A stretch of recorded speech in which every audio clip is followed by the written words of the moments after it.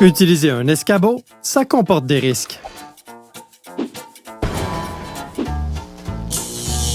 Avec la bonne formation et de bonnes pratiques, vous pourrez grandement les diminuer et surtout les éviter.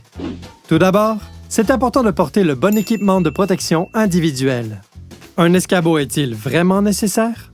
Il n'y a rien de mieux que de travailler les deux pieds bien au sol. Si le travail à effectuer en hauteur prend plus d'1 heure, pensez à une autre solution. Si c'est vraiment un escabeau que ça vous prend, il faut bien le choisir. Utilisez uniquement des escabeaux de classe 1 ou 2.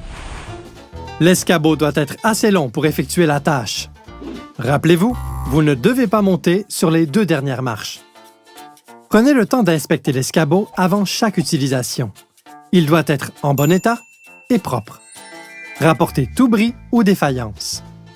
L'étiquette doit être présente et lisible. Une fois sur les lieux, vérifiez que l'escabeau sera positionné sur une surface plane et non glissante. Aucun objet ne devrait encombrer votre espace de travail. Si vous travaillez près d'une source d'électricité, utilisez un escabeau non conducteur. Bloquez l'accès pour limiter la circulation. Maintenant, vous pouvez installer votre escabeau. Ne vous en servez pas comme une échelle. Écartez complètement les montants pour enclencher la barrure fermement. Avant de monter, vos chaussures doivent être propres et sèches. Même chose pour vos mains. Utilisez une ceinture porte-outils au besoin. Quand vous montez ou descendez, maintenez toujours 3 points d'appui.